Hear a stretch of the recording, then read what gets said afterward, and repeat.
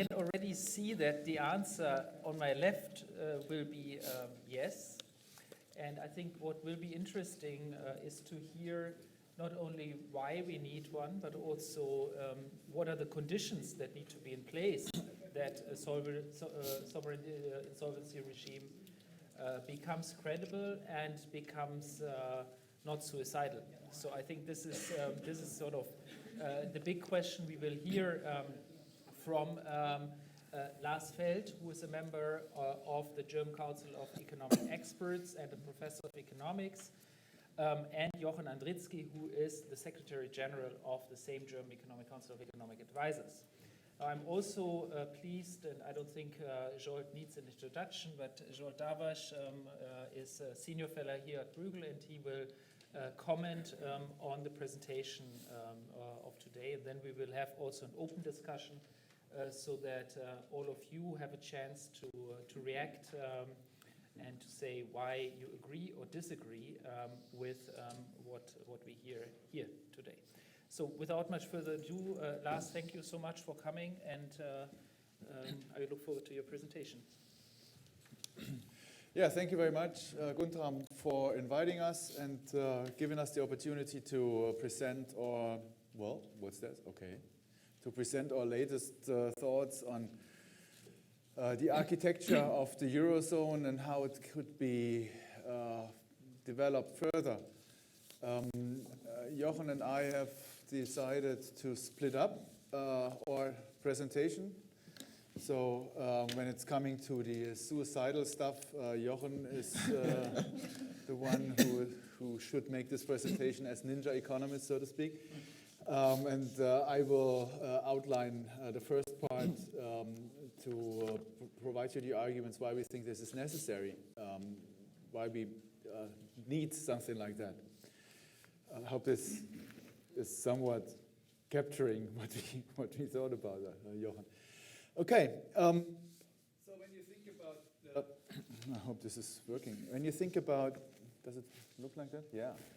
When you think about the current architecture of the Eurozone, we have a situation where monetary policy is fully centralized or federalized to the European Union level. This is, so to speak, the idea of the Maastricht Treaty in its first version. And it also stipulates that all the other economic policies, including public finances, fiscal policies, are in the national autonomy and national authority of the member states. We have meanwhile the change that with the creation of the banking union, banking regulation, financial market regulation, and resolution has moved to the European Union level as well. This is one change compared to the Maastricht version 1.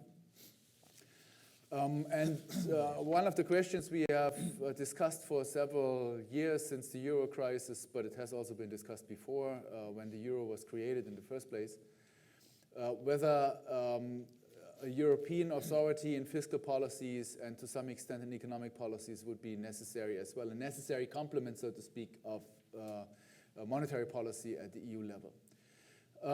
What we have argued in the German Council of Economic Experts for several years, meanwhile, is a model that we have called Maastricht 2.0, because we think that such a fiscal policy authority at the EU level is nothing we should necessarily wish for on the one side, and nothing that is feasible neither in the short nor long term. And the argument regarding this pillar of the Maastricht, this pillar of the Eurozone architecture is it's not necessary to have if the member states conduct sound fiscal policies that leaves them some leeway for reaction in the situation of adverse economic shocks, even if they are asymmetric. And on the other hand, given a crisis mechanism that we have created during the Eurozone crisis, there's also possibility to develop that further in order to cope with particularly severe problems of different member states, and this should suffice. This is the question whether it's necessary or not.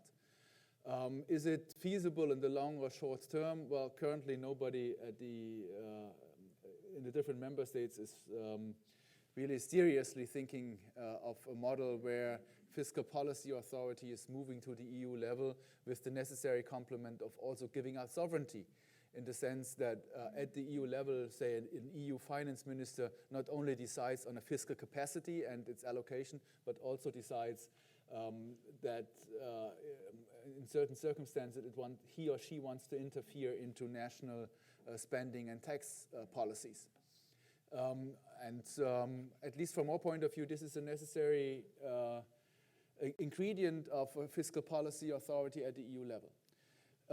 And whereas some member states would like to have the fiscal capacity, other member states demand in exchange for that to give up some kind of fiscal policy sovereignty that these member states don't want to give up, and vice versa. This is the situation we are currently in. Well, in the Council of Economic Experts, we have argued, and I should say I have strongly argued in that regard, given the research I know of from several federations where you have different forms of fiscal federalism, that we should always also keep in mind to what extent it is possible to implement any interference from a centralized level in fiscal policies into the national or subnational fiscal policy decisions, whether this is a tax or spending decision. It's very difficult to accomplish in federations, and so the more robust federations like the US, Canada, or Switzerland, they all have a fully decentralized decision-making in that regard with clearly allocated responsibilities at each level. So I don't think that it's really feasible in the long run without any problems that might occur here. So this is, so to speak, the starting point where we still have national authority, national autonomy in every fiscal policy decision for the time being. And on the other side, we have the banking union, which is this third pillar when you look at the financial framework and monetary policy at the European Union level. And what I'm going to talk about today is the crisis mechanism. Or what we are going to talk about today is the crisis mechanism. One remark I should add here, given that there is something said about the Stability and Growth Pact and the Fiscal Compact, when you look carefully at these different treaties or the parts, the two-pack and the six-pack and the Fiscal Compact and all this legislation going through, you will realize that in the end, the member states are fully responsible and autonomous for their fiscal policies. The old Stability and Growth Pact ensured that through the whole excessive deficit procedure, each member state could organize a majority against the next step of the excessive deficit procedure. Now with the change of the status quo and the new majority procedure, it has led to a stronger pressure on the EU Commission not to come up with a proposal in the first place that might finally lead to sanctions in the excessive deficit procedure.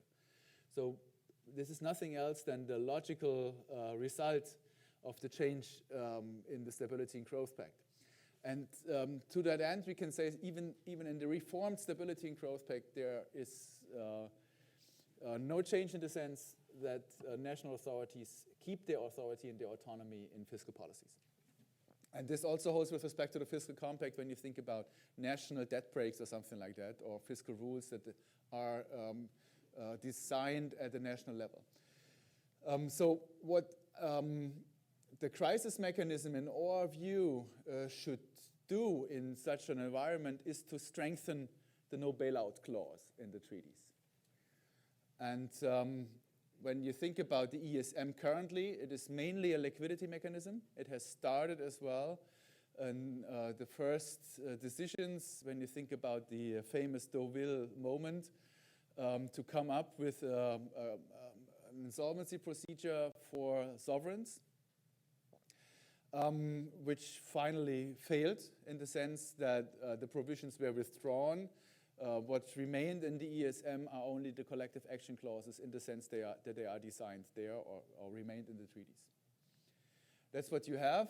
And our proposal is looking at the ESM as the starting point for a regulation that is, or a mechanism that is helping to properly conduct sovereign debt restructuring in the future in the European Union. So as many other proposals, we start with the ESM. The idea is that we should have the possibility to reduce deadweight losses from restructuring, have the possibility to share the burden of restructuring more evenly, anchor market expectations, avoid legal tussles. These are the requirements for such a mechanism. The idea as well is bail-in, that bail-in invoked, should be invoked as part of ESM programs without further conclusions on additional funds that move to the ESM from the member states. We also aim at enhancing ESM firepower and protect ESM funds in cases of restructuring as well. So this is what we mainly look at, and therefore we are not talking about, so to speak, a sovereign insolvency mechanism anymore, knowing how difficult the words are to digest in general discussions, and also from the legal sphere, this is usually a problematic term. What we are talking about are the introduction of creditor participation clauses, and that's what we will talk about in a minute. So our proposal is a two-step proposal, saying that when the financial problems of a country start, we will say in a minute what starting is meaning, that we have a maturity extension quickly, or as quickly as possible, with minimized discretion of policymakers. So it's not automatic, because some discretion will be necessary given the particular situation each country is in. But to some extent, we can say it is quasi-automatic, providing a very narrow range of possibilities to decide when this procedure should be started. And maturity extension is quite important in this first step, as you see in this graph. And have a look at this example of the Euro area Troika programs and try to find out what was the refinancing necessity in cases where public debt matured and had to be repaid by the different countries. This is the example of Greece, Ireland, and Portugal. And the amounts that you see here are, in the case of Greece and Portugal in particular, relatively high. In the case of Ireland, it's a bit lower than in particular compared with Greece, but still, it is an enormous amount of money that had to be refinanced just because of the repayment of government debt. And therefore, we think that this first step in a quasi-automatic fashion would help, on the one side, to buy time for those member countries in trouble to move forward, and on the other side, to protect the funds of the ESM and also to increase the firepower of the ESM. I will come to the details of this first step in a minute, or Jochen is going to come to it in a minute. The second step of the proposal is the deeper restructuring that could take place afterwards. The idea of this two-step procedure is as well that it's difficult to distinguish between liquidity and solvency problems of the different member states in trouble. And the maturity extension mainly aims at perhaps being already sufficient to cope with the liquidity problems of a member state. Whereas the question whether there should be a deeper restructuring is also the question whether a country still is solvent or not. And this requires a much more intensive elaboration of the debt sustainability of a member state. And therefore, with regard to this second step, we allow for much more analysis and discretion in the policy area. There are many existing proposals, well, some members of the German Council of Economic Experts have contributed to them, and I also have in mind that you had made a proposal at some point in time, or don't you? No, you were not part of it. It was Jean still when this proposal from Bruegel came up, Jean Pisani-Ferry, in 2010. There are several proposals that you find on this slide. I don't go through everything here. What the main distinctions are in our proposal is, first of all, we do not aim at coping with legacy debt at all. So previous proposals, for example, the one by Bea Weder and Jerome Zettelmeier that also entered in one of the earlier reports of our council, but also the one they proposed together with Ugo Panizza and Buchheit and Mito Gulati and others. And finally, also the MEC1 proposal is mainly aiming at coping with the legacy debt problem. Well, the idea is simply, when you now introduce something like that, a state insolvency procedure as it was called before, or creditor participation clauses, some regime that helps to restructure more easily, and you have the large amounts of legacy debt in different member countries, this will directly lead to suicide, as you were saying, Guntram. Yeah? So it will be, as some financial market participants say, an atomic bomb for the financial markets, and will certainly lead to enormous troubles. And therefore, many of these proposals aim at legacy debt. We don't. And in that regard, we are similar to what Clemens Fuß and others have done. But in contrast to them, we show you, given the details of our proposal, how we can come up finally with such a restructuring mechanism without having any problems with legacy debt, but you don't need the solution up front. This is just to do with the transition phase we are looking at, and we are coping with this transition phase in more detail. One other difference I should underline is when you look at the Bundesbank proposal by then still Axel Weber, Carsten Wendorf, and Ulbrich, you see that the main difference is that they aim at a fully automatic maturity extension that we don't. So we leave it up to some extent to the discretion of policymakers. There are different other elements that are different to that proposal, but this is one thing that should be kept in mind from the beginning.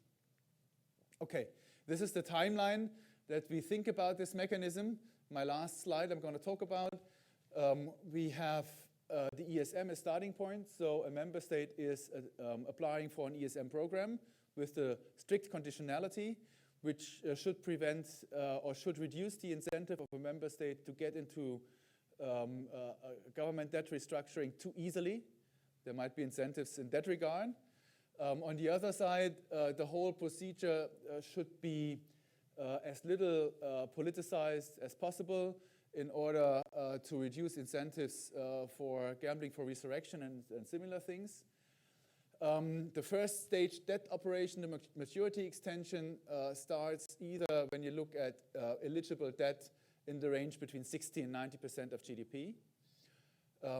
Or you have debt funding requirements between 15 and 20% of GDP, or this should also be taken as an additional step or stepping stone to look at whether you have 2 to 3 violations of the fiscal rules in the last 5 years.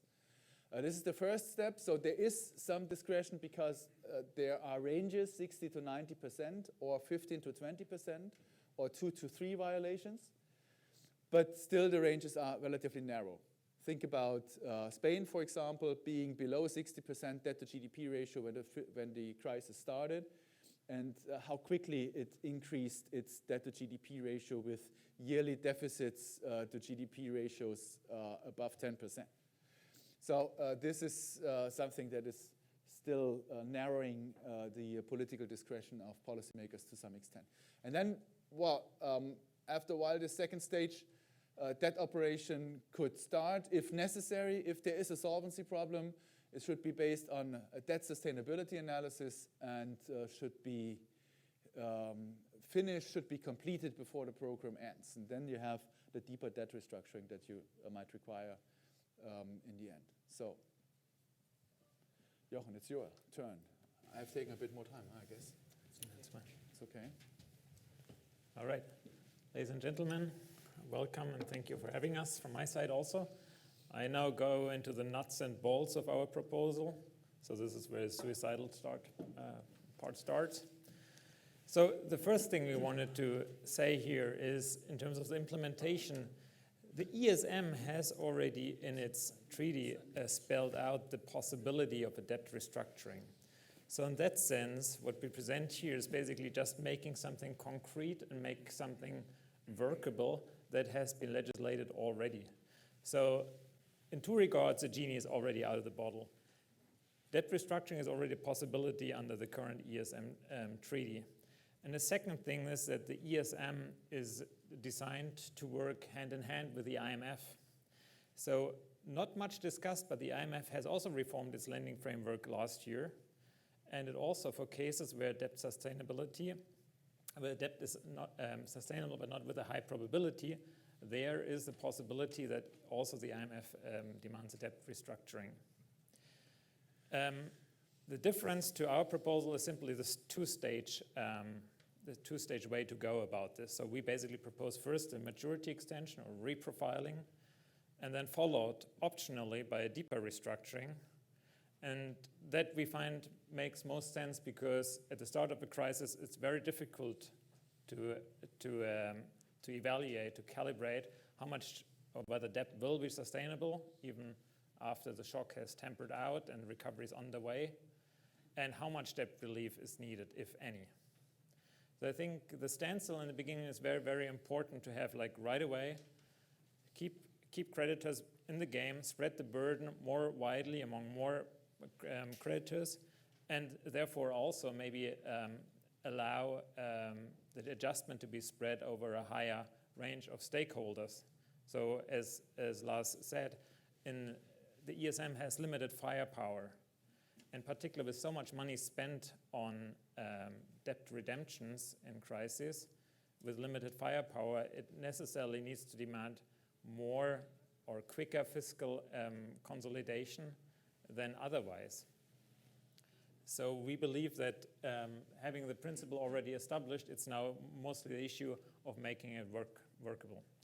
So how then, so since the basics are already set, how then to implement it legally? So we propose the creditor participation clauses to be included in new government bond contracts. So these are basically collective action clauses that we propose that have a single limb voting. The Eurocacs we have since 2013 are already very good, but they lack sufficient aggregation that has been criticized more by lawyers and economists. And basically what we propose are standard ICMA clauses that are already in place in other places to be also extended on euro area government bonds. A second optional way would be to change the ESM treaty to include an enforcement moratorium that was used by the UN in case of Iraq and basically prevents the enforcement of claims against a sovereign as long as, for instance, ESM funds are still outstanding. This is simply complementary to the CACs or creditor participation clauses. It's not a must, but it's a nice to have. And there are some things that we believe are also complementing issues. One is, since we don't offer a solution for the legacy debt, and our proposal is built on transiting into it, we should at the same time retain the possibility to restructure old debt during that transition phase. So while we transition into the new regime, there might be a shock hit, and a restructuring might be necessary even before, even though today we say it will not happen again. And it's important to retain that possibility in the interim. And also for cases where debt is clearly unsustainable, in that very first stage here, where we just talk about a maturity extension, if at that stage it's already clear that debt is not sustainable, then of course coupons should also not be paid out but accrued, and then be part of the second stage bigger restructuring.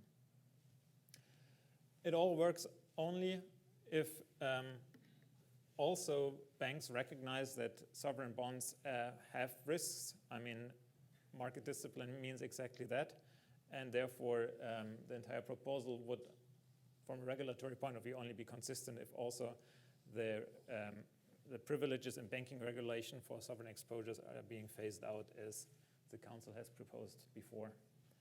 And finally, the idea is, of course, not to trigger a liquidity crisis in banks by having the standstill. So ways have to be found to allow banks to still use those bonds for liquidity purposes. So I think besides the two-stage introduction, the other innovation vis-a-vis other proposals is here that we are very explicit about how to phase this new regime in. And we use, therefore, data on maturing bonds that are based on IDAM. So he collected basically from Bloomberg current bonds outstanding and their redemption profile. And you see here for a couple of countries, their redemption profiles, how much is falling due. So usually it's quite front-loaded. For Spain, it's more front-loaded than, say, for instance, for Belgium. And then we say, okay, let's introduce this mechanism by having countries use these bonds with the new clauses, with the creditor participation clauses. And here's a simulation how it would look like if, from next year, countries would issue those bonds. And then only those bonds, relative to GDP, only this is basically used for the trigger criteria that Lars outlined before. So in our simulation, when you assume that all basically deficits and debt, what's falling due, is rolled over into these new bonds with the new clauses, then the stock of debt, including those clauses, would increase over time. For Belgium, more gradually. For Spain, since the debt profile is more front-loaded, more steeper, due to the high debt in Italy and high rollover needs, high refinancing needs, of course, even more steeply. So if the introduction starts next year, then most of the countries would basically, in the first half of the next decade, reach the trigger zone of 60 to 90% of bonds or of debt with CPCs relative to GDP. So that would be one phase-in regime. An alternative would be to say, okay, let's just have an agreement and all countries issue the legacy debt as a legacy debt, and all countries just issue their deficits with these bonds with the new clauses. And then you would arrive at the red line. We use Commission forecasts for all this and extrapolate that. So, and then if we basically negotiate, then probably anything in between those two lines could basically be an option for the introduction. For instance, one could say, okay, countries, we agree that all deficits are refinanced with these bonds of the new kinds, but you can, if you want, also refinance your other debt with it. And since, for instance, we believe that the creditor participation clauses or bonds with them will become market standard, most countries might go for it. So far about the proposal and its introduction. Now let me try and address some of the questions that you might already have, which is, if we share the burden, who do we actually share it with? And for that, we extended some data from an IMF paper, updated it. to see who probably is holding this debt issued by governments of Belgium, France, And you see three color groupings. One is the reddish colors are basically all domestic holders. The bluish colors are other euro area countries. And then the greenish colors are the rest of the world. And you see here this tremendous home bias that is common to a euro area government holdings, particularly so for Italy, where 65% of government debt is basically held by Italian institutions, Italian banks, Italian private investors.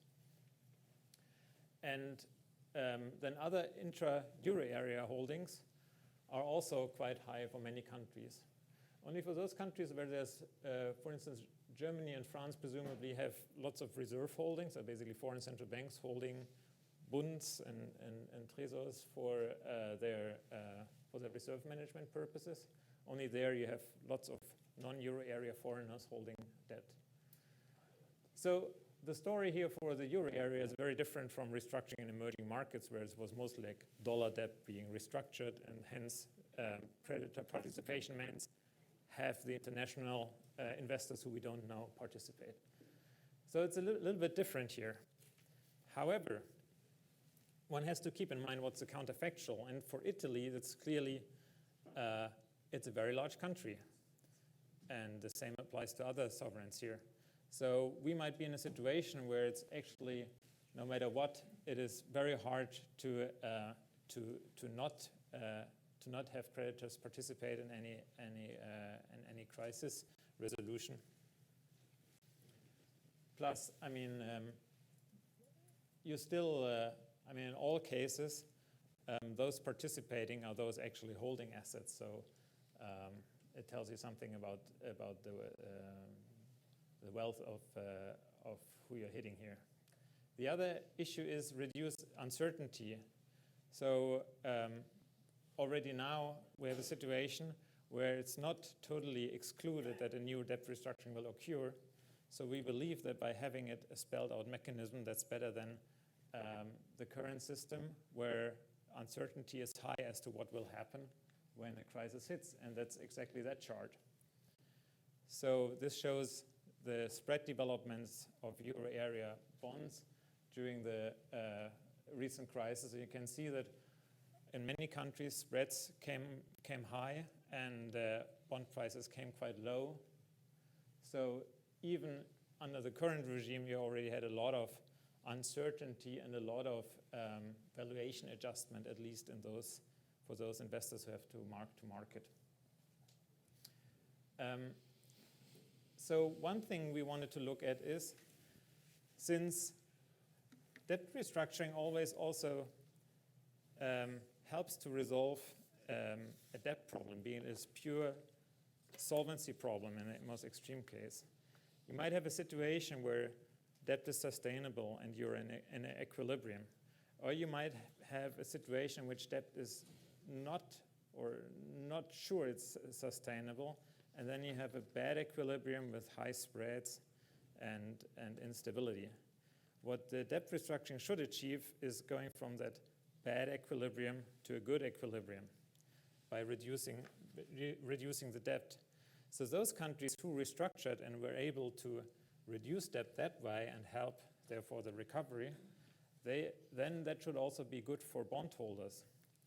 And that is some research I'm currently doing with Julian Schumacher from ECB to look at the long-term returns of those bonds that underwent restructurings and versus those which also went through a crisis but didn't do restructuring. So we have basically 30 crisis periods in our sample, and we distinguish those bonds that have been restructured versus those that haven't been restructured. And here's a probability distribution, well, let's call it frequency distribution, of the different annualized excess returns of a pretty long period from crisis start, minus 1 year until crisis end, plus 1 year. So these are all pretty long-term returns.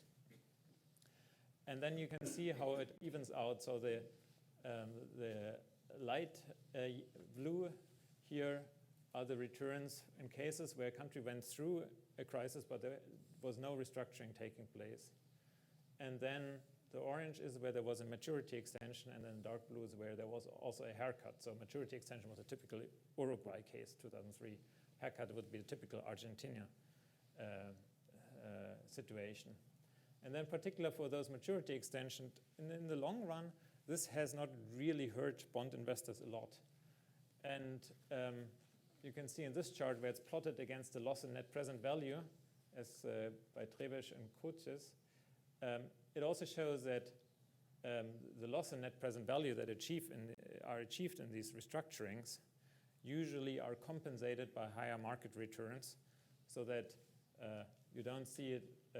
Sorry, it should be like all these dots should be on one line if the market value is the same as what was a net present value loss, and that's not the case. So with this, let me just conclude the last slide. There are certainly other complementary measures and questions. We're moving to a new regime. That means that one need to think about creation of buffers. For instance, stress tests, if we do banking stress tests, but also for insurance sectors and other holders of government bonds, they need to internalize this new system.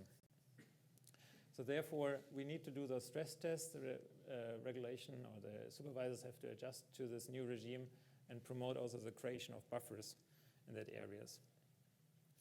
Do we think that having this more stringent or very automatic application of sovereign debt restructuring deter ESM requests for ESM assistance?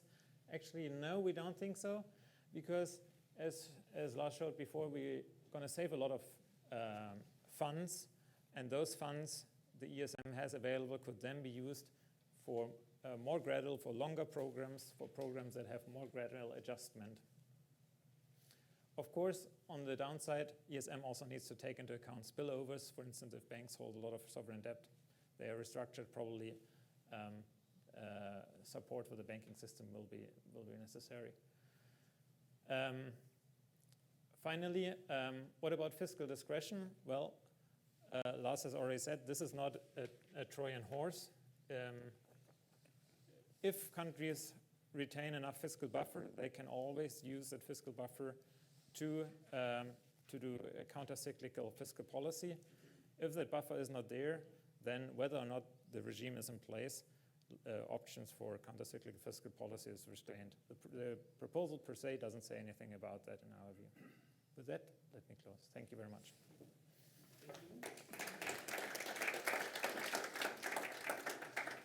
Thank you, George. Should I also go? You can speak from here if you wish. Yes, sure. Maybe I stay here because I don't have slides. I mean, so first of all, I very much appreciate the opportunity for discussing this paper, which is really interesting. I think it's very well written, and also the presentation I liked very much. And even at the outset, I would like to say that I share many of the ideas which are put forward in this paper. I have a couple of comments, and some of these will be critical, but I do like many of the ideas, and I also think that this work is very well thought through, because it first of all assesses a whole range of literature, very nicely cites many dozens of other papers and books which made related proposals, and also tries to figure out what would be a kind of legally possible, which is not impossible to agree politically, legally would not be extremely difficult to agree. So again, I think it's a very nicely written and well thought through work, and I just would like to encourage all of you to download it and read it. Now, I would like to offer some broader comments, and also some more technical comments, which would be still, I think, important. And I would say four broader comments and 4 smaller comments. Plus, I will have a short bonus question at the end. Now, since I have 10 minutes, it means that I can spend about 1 minute on each point. And I hope our chairman will discipline me sufficiently to be on track, but I will also check my watch. So the first issue is that, which is the very first sentence of the abstract of the paper, which says that to make the no bailout clause credible. Now, I have to say that, I mean, this starting point, which also comes out at some later parts in the paper, puzzled me a lot. Because if we have ESM, we have all kind of bailout facilities, then I think the no bailout clause, there is no bailout clause, no bailout clause. I think it's, in practice, it doesn't exist. So I would suggest clearly a different motivation of why this is needed. But still, I agree that the no bailout clause is important. And let me say again in this first comment that I think the US has a very nice and consistent system. I mean, Lars also referred to it in briefly, which I would summarize that there is no bailout in the US. So the federal government doesn't bail out California and Nevada and any other states which were and will be in trouble. There is no monetary financing. The Federal Reserve doesn't purchase the debt of states. It purchases the federal government, but not the debt of states. There are no centralized fiscal rules. So the federal government doesn't impose any fiscal rule on states. I mean, they themselves imposed, almost all of them, a balanced budget rule for current expenditures based on earlier defaults and the hard economic conditions which were followed. But at the same time, there is a federal budget which can still help economic development throughout the region. It can support certain public services such as unemployment benefits and healthcare. And I think this is a fully consistent system. And just let me say that this will be the first best option for me for the Eurozone or for Europe. Namely, I would introduce some Eurobonds, let's say like the blue bond, red bond proposal of Bruegel, up to 60% of GDP. Then the remaining bonds, which would be red bonds, could default. I mean, countries can decide what really they want to do. If they run irresponsible fiscal policies, they will default and the market will punish them. It would also mean that there would be no need for this, I think, very ineffective, if I can say that way, fiscal governance that we have in the EU, whereby many countries consistently violating the fiscal rules and so far they always, just overlooked. Now we will see what will happen with Spain and Portugal. But I think the fiscal governance system in the European Union works extremely ineffectively, and my fear that it will work ineffectively in the future. And at the same time, it would also good to have some fiscal European level of fiscal stabilizer instrument to help countries if they do badly with their own fiscal policies and default on their red bonds, that they would still get some economic help. So I think this would be a fully consistent system, and that would be my first best. But I understand that this is not really possible, and therefore, again, I appreciate the view of the authors for going for a kind of second best, which may be feasible. Now, my first point was 3.5 minutes. My second point is that when do we need this system? Because what you propose is that it would not relate to legacy debt, I mean the current existing debt. It would relate to the new debt issuances. And then you calculate that in most countries, this so-called 60% threshold would be reached by between 2020 and 2025.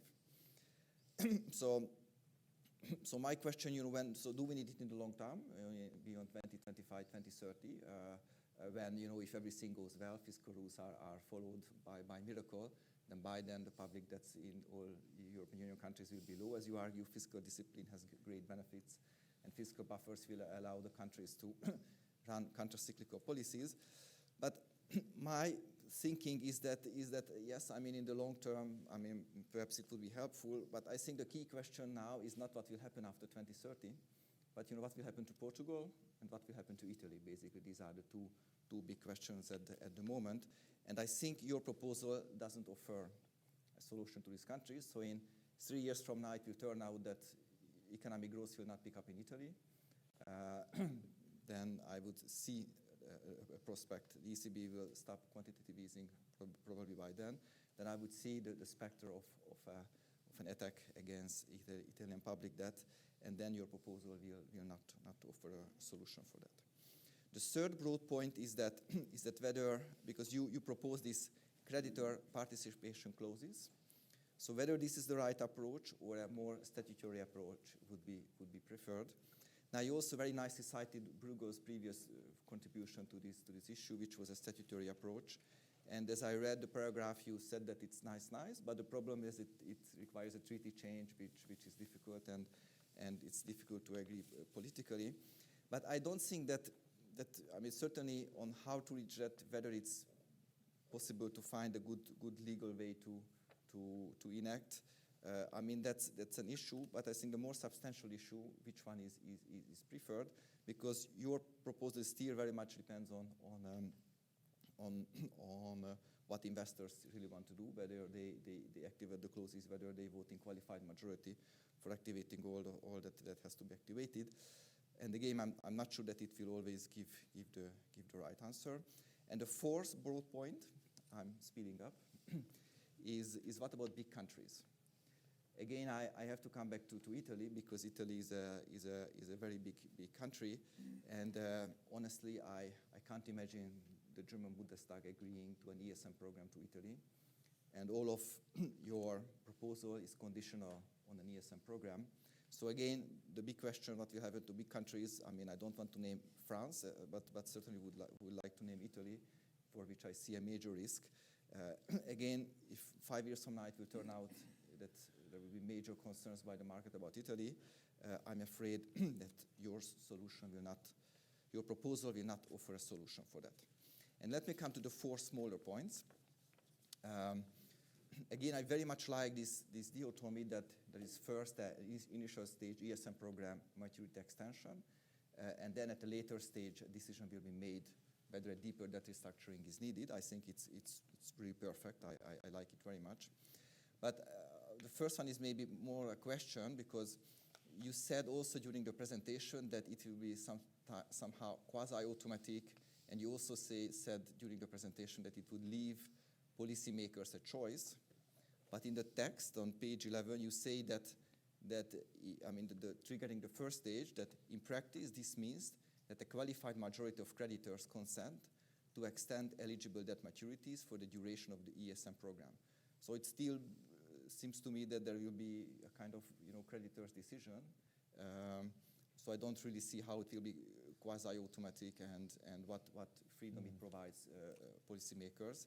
But here I would prefer a really fully automatic, like the Bundesbank solution that you mentioned, because if a country has to go for an ESM program, then it is already in such a deep trouble that clearly I think a maturity extension would be really, really needed in order exactly to eliminate the possibility. What happened to Greece is that, and also for the other, especially for Greece, that a large share of debt has been repaid while official creditors came in. Now the second, more technical, okay, just very quickly, that maybe I skip, but I come for the third one, which you say that an independent assessment would be needed from the ESM, but you don't motivate why the ESM should be entrusted and not the European Commission, which so far did all the debt sustainability analysis for all existing programs. So it's just a short question. I just wonder what's your view on that. And the last smaller point is for the second stage, when you say that it's the debtor country which has to initiate whether a negotiation is needed for a deeper debt restructuring. And again, I wonder whether this is the right institutional or organizational setup that the debtor country would do that, again, instead of a more statutory approach where, European finance minister, whoever come together and they decide, look, Portugal has too high debt, it has to do debt restructuring before going to the market or not. And my last point, and I will just manage time, the bonus question. Suppose that your proposal would have been in place already by the end of the Portuguese and the Irish program. Would you see that in the second stage, I mean the end of the program, would have been a debt restructuring needed for Ireland and Portugal? So this is the bonus question. And let me stop here. Thank you. Okay, thank you, Zsolt. Perhaps let me just add two. Sorry, that's a lot, but too quick. But then also give a chance to the audience. I mean, I think there's really when you talk about introducing such a scheme, and I think the general philosophy is by now, I would say, recognized and accepted in many, many circles, that we need some form of a debt restructuring. And frankly, I think on the rhetorics, I mean, calling something creditor participation clause instead of restructuring, it's like, you know, the famous stability bonds versus euro bonds. So stability bonds are fine, but euro bonds are not. I think the rhetorical, let's forget about the rhetorical differences. I mean, it is quite a change. But I think, and many people, I think, accept that change, at least at some level, that this is intellectually, at least, that this is necessary. I think there's 2 points why people and many economists would reject this. I think one is the question of how to introduce it. And I think you've tried to answer that by saying it's a gradual approach. So only newly issued debt is subject to that clause. Now, I think what you have to make sure, if that's the way it operates, is that this newly issued debt can actually be placed on the markets. And I was wondering whether that's actually possible or not in your solution, whether you have thought that through. So one question is really, can you introduce it without immediately causing a crash? The other is related to what you call introducing risk weights on sovereign debt.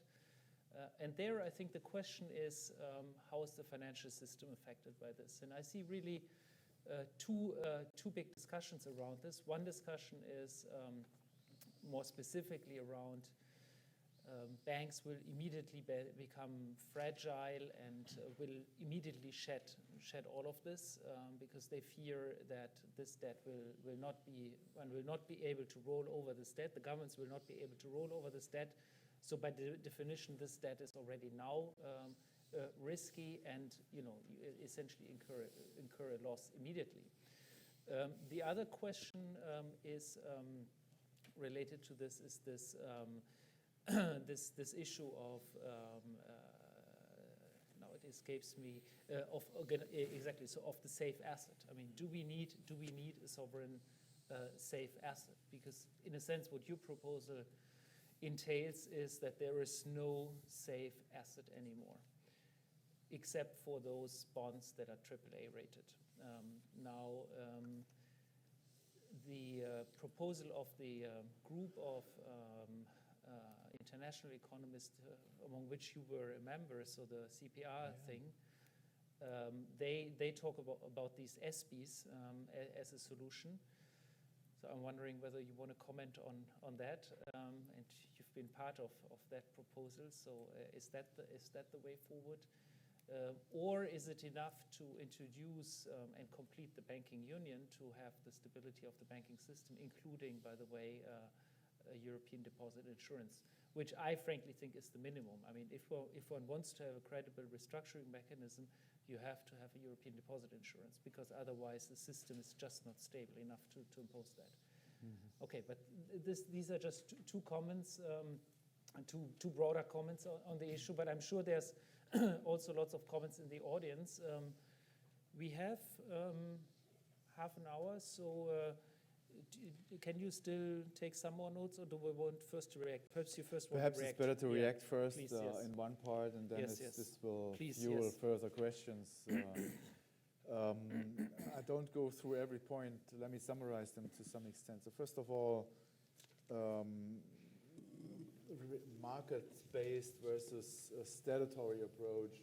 When we started with the problems in 2010, I was very much in favor of a statutory approach with almost no discretion of policymakers at all. But over time, you realize that the feasibility of such a proposal is very, very low. And then you look at the market-based approaches, and you find the merits in there, and try to find out how can we slowly come up with a regime that is mapping a statutory approach to a larger extent, but is more digestible for policymakers, for financial markets, and so on. And therefore, of course, you could also now outnumber the advantages and disadvantages of every approach, but I think this is one very compelling answer to the question why we have addressed the market-based approach and not a statutory approach. Well, actually, the question, when do you come up with your new regime, and what is it good for if we have Portugal and Italy tomorrow, is one side of the spectrum. The other side is the chaos, the crash, the suicide that Guntram is underlining again and again. And this is what you hear every time when you think about the famous Deauville moment when the turmoil in financial markets became much more impressive after two heads of state decided to have a kind of insolvency procedure or restructuring regime. And in between, you have to find out how can you come up with a better framework for the Eurozone in some decent time. It cannot be so fast, because then you get difficulties regarding the legacy debt issues. But it should not be so slow that it's not interesting at all to introduce something like that, because we have all the troubles in between. And therefore, we have shown with our simulations what is the range in which we are moving. I wouldn't say that the beginning of the 2020s actually is a long run, because when you have to cope with Italian legacy debt, which is already pretty high, this requires you this needs some time. It requires you to cope with it over a certain time period. And therefore, actually, this is the upper range of the possibility to introduce a regime like ours. I think this should be kept in mind. We can discuss the US or Switzerland or Canada as role models of a future federalized system, but you should always keep in mind that then somebody has to give up sovereignty. And that's what we have in the US, we have it in Switzerland, and we have it in Canada. If we don't give up sovereignty, there's no possibility to have something like that. I think this is the short answer to it. The final remarks I would like to make are with respect to what Guntram was saying. First of all, we didn't want to address everything in this paper that might be touched upon. Neither the banking union question on the one side, the completion of it. You were only mentioning one thing, the deposit insurance. I think a completion would also involve having risk rates. Yeah, definitely. This is something we must think about then as well, because completion of the banking union, my view is to have an important step to cut the diabolic loop between banks and sovereigns. This is what the banking union is aiming at, and we should cope with it. It's the connection of the two. It's the connection of the two. So neither is easily available currently for several reasons, and of course, what is connecting both elements of a completion is the problem of legacy issues in the banking systems as well, as we currently see in Italy. This is the one thing. The other thing regarding the question of a safe asset, I think it's more complicated. I'm still in favor of an approach that doesn't introduce the SBs in the way they were proposed in the first place, where you have a large European agency and an agency issuing these new bonds.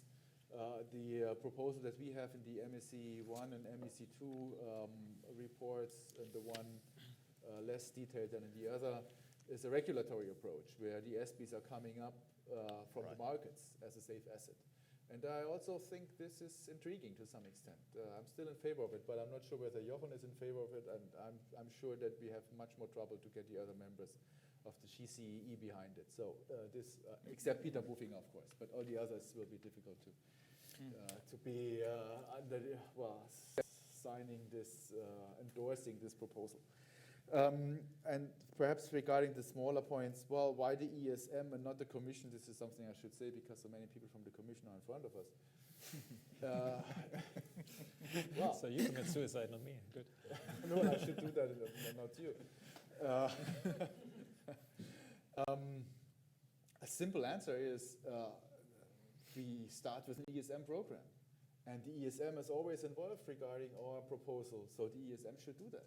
It should be fully in charge of everything that's going on here, not the Commission.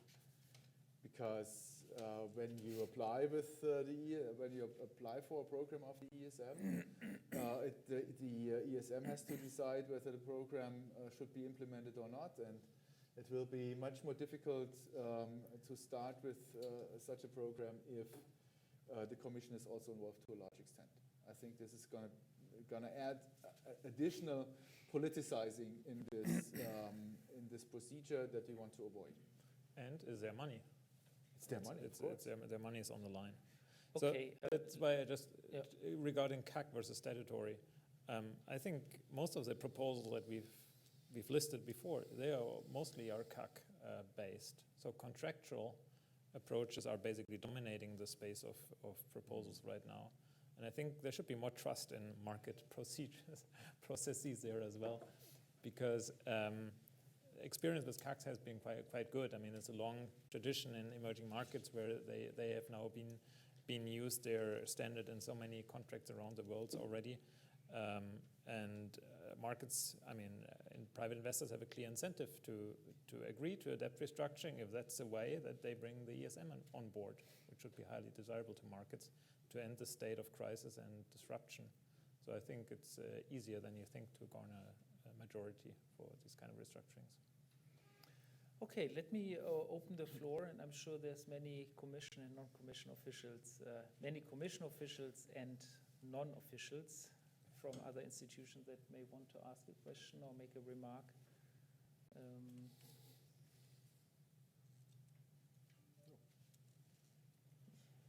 Jose. Thank you. You get a microphone. Thank you. Just a question. I would like to come back to the issue that Gunther mentioned, the safe asset issue, because I was not very convinced by the answer. And I think this is a fundamental element that without which the whole construction that we have suggested is probably not stable. So basically,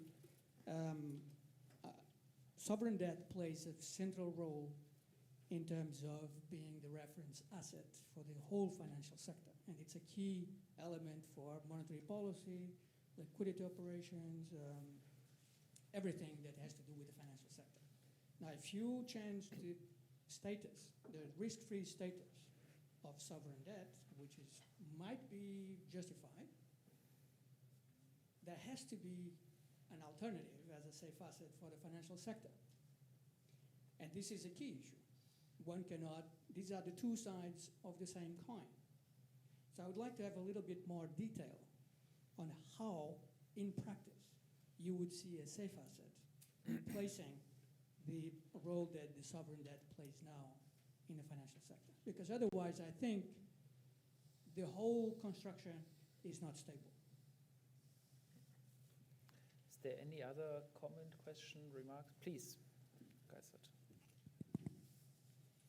Kurt Geisert, a team of external speakers of the European Commission. I feel motivated by recent words by you, Professor Feld. In order for a number of stabilizing measures, we need that sovereignty is given up. How big is our room of maneuver in that field without a treaty change? Any other comments, question, remarks? Please, Martin. Thank you. I have a question or observation in relation to the last point on ESM versus Commission. Now, today it's of course quite common to refer to a political commission or politicized commission, but I just fail to see the subtle difference possibly between, let's say, the policymakers in the ESM board deciding about the program and then implementing the program. I mean, in terms of running the program, are there some kind of principal agents elements that you have in mind?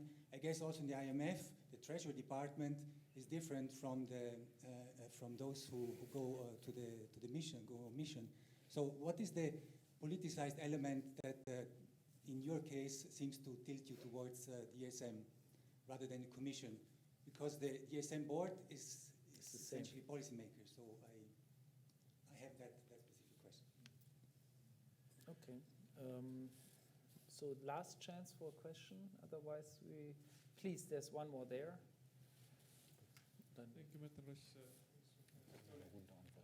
Did I miss your answer to this question, what Schultz had about the Italy never becoming the S program country? I would reiterate that question. Okay. Italy again. Okay. Italy again. Okay. So, please. Shall I? Or would you? First of all, sovereignty. If you really want to change the division of powers or the allocation of responsibilities in the EU, you need to change the treaties. I'm pretty sure about that. I think everything else is going to be very difficult, particularly regarding fiscal policy. So that's the easy question. ESM versus Commission. I didn't want to draw on the funds as Jochen did, because I'm thinking about politicizing in that sense, not in the current discussion about a politicized commission or something like that.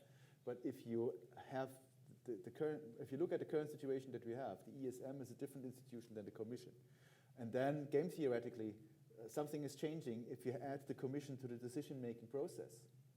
This is the only thing that I wanted to allude to when I was saying politicizing.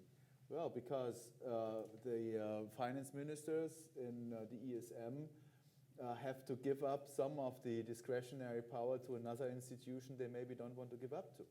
And this will change their decision-making within the ESM. So therefore, I would not add something else there. Regarding the safe asset, well, actually, I would challenge your view that the necessity of a safe asset at the EU level exists because of stability reasons. Just think of it as a distribution problem. Because if we don't have a European safe asset, there are going to be only a few national safe assets which have clear interest rate advantages in the medium and longer run, even if we are behind this low interest phase. And that's a different thing, because the stability is then provided by Germany and France, and it's not provided by a European safe asset. So the question is not one whether there is an instability that you finally come up with. The question is, do you want this redistribution that is implied by something like that? That's the question that we have to address. And therefore, I have been in favor of an SB-like proposal like the one of the MEC, where you change the regulatory provisions such that a CDO emerges from the markets, which has different components of the different national bonds. And then you could rely on that as a safe asset. Regulatory is meaning that mainly the ECB has to change something. This could help. But then what you arrive at is you have a more even distribution of gains and losses. And it's not a question of stability. I mean, I think, sorry. Just a final remark, perhaps, regarding Italy. Or should I say something? Well, perhaps you start first. So on the safe asset, I think one of the provisions in the proposal that is important is that if there's a maturity extension, these bonds still are eligible for the ECB refinancing window. And I think that would provide already some character of a safe asset that's necessary at that particular point in time, which is when the crisis starts. So I think that that can be achieved. And otherwise, I would also challenge that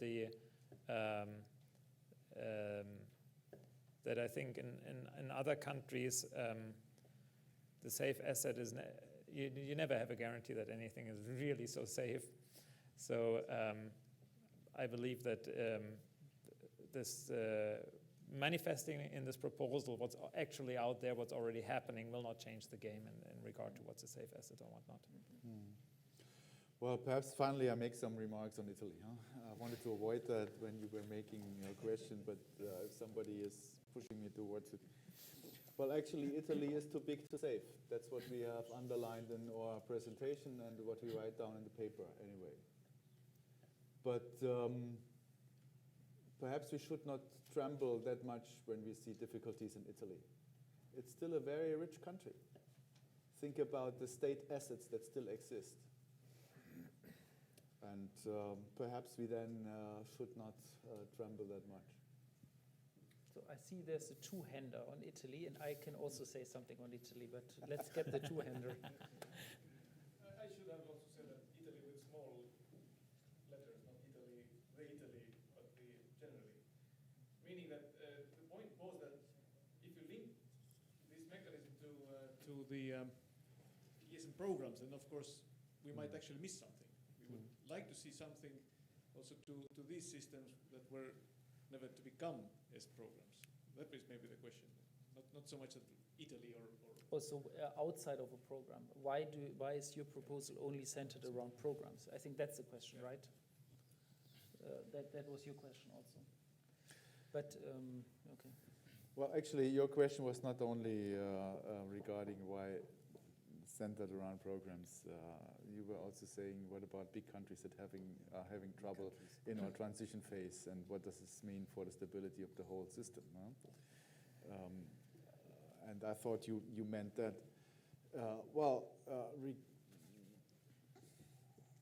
Outside. Well, why should they be outside of a program when they get such a treatment as the restructuring that we propose? First of all, we have two different sets of incentives that we have to look at. We have the traditional gamble for resurrection incentive of member states, but on the other side, there's a simple thing. If you can get rid of the debt you have incurred easily, why shouldn't you do that? So you can also have a gamble for redemption in such restructuring regimes. And therefore, a program, an adjustment program is necessary not only to provide you with the carrots of that restructuring mechanism, but also with the sticks that are included. Finally, we want to come up with a more sustainable situation in different member countries. It's not sufficient to have a simple redemption just to stabilize financial markets. There should be a better situation in the